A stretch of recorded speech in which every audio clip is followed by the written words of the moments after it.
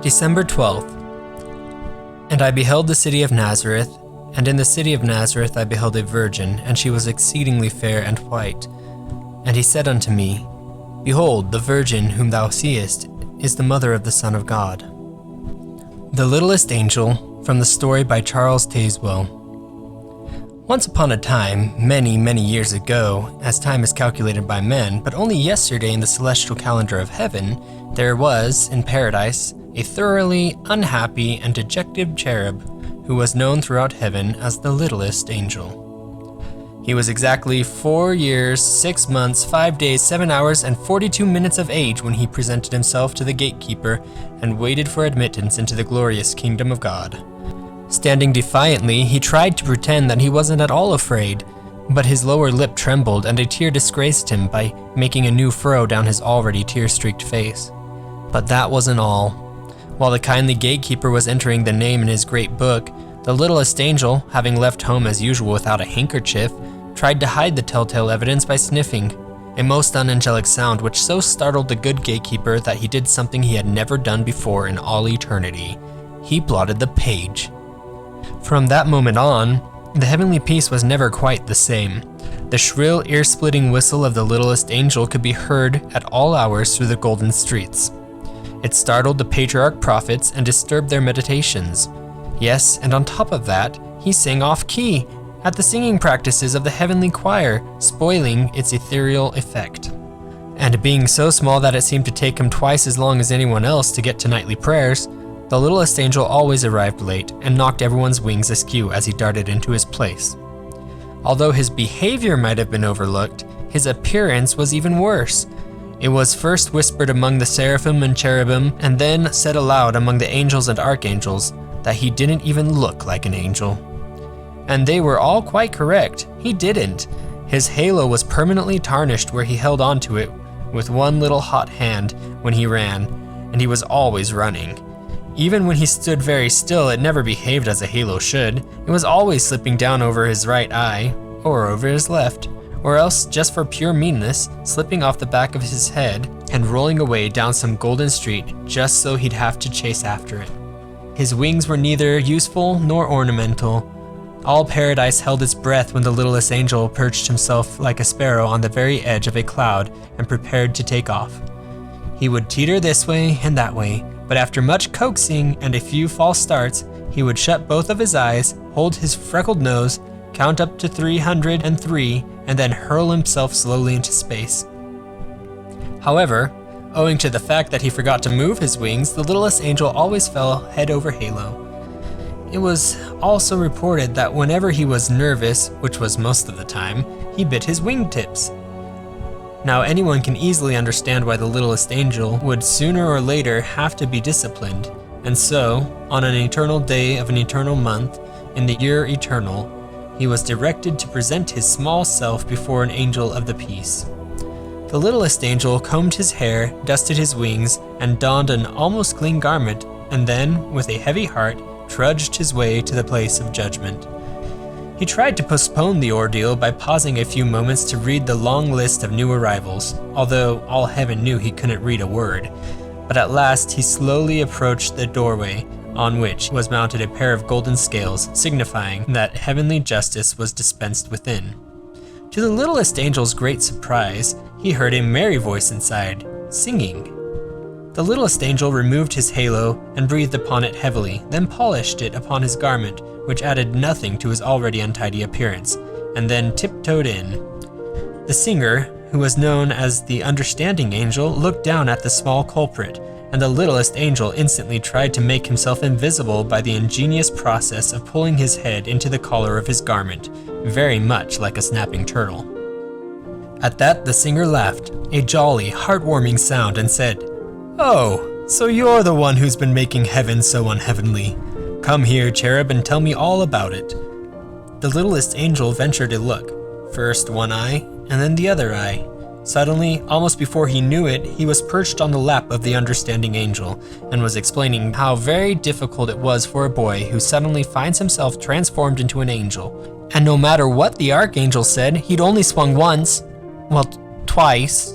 Oh, all right then, he'd swung 3 times on the Golden Gates.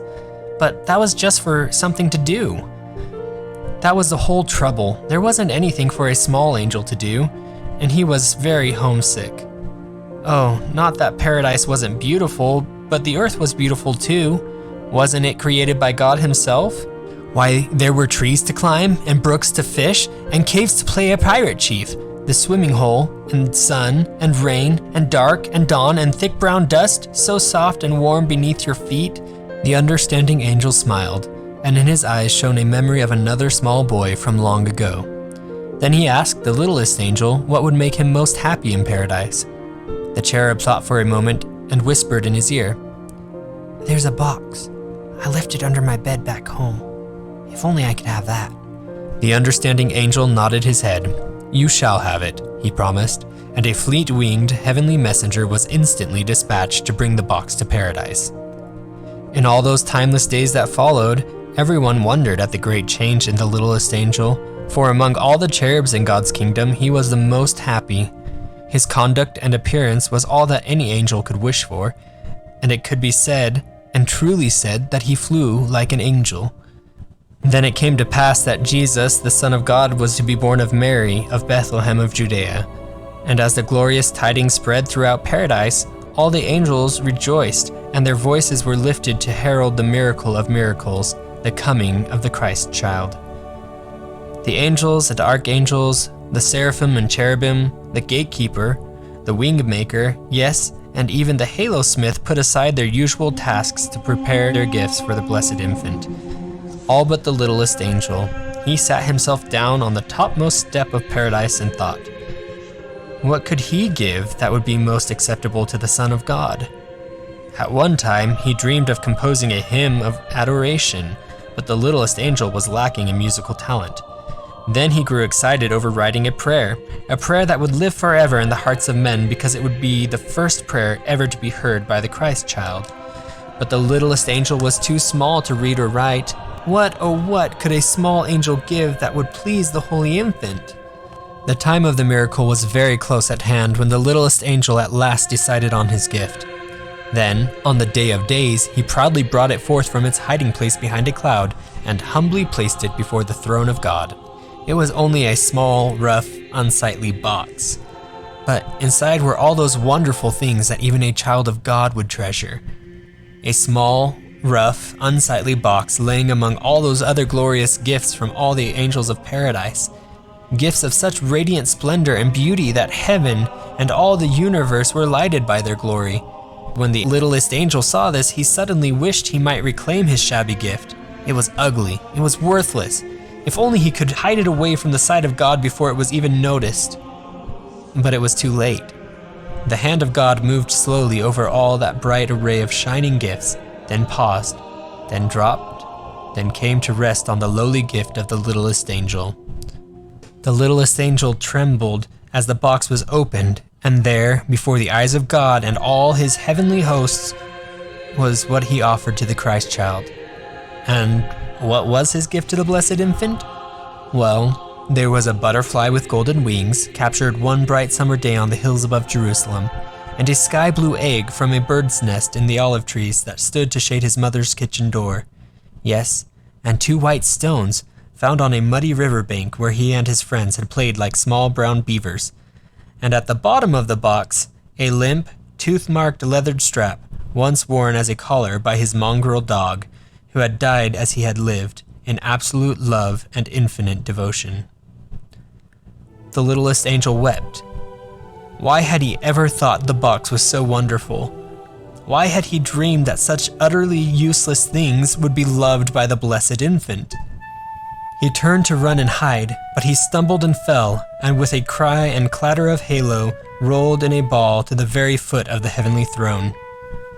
There was an ominous silence in the celestial city, a silence complete and undisturbed save for the sobbing of the littlest angel. Then suddenly the voice of God, like divine music, rose and swelled through paradise.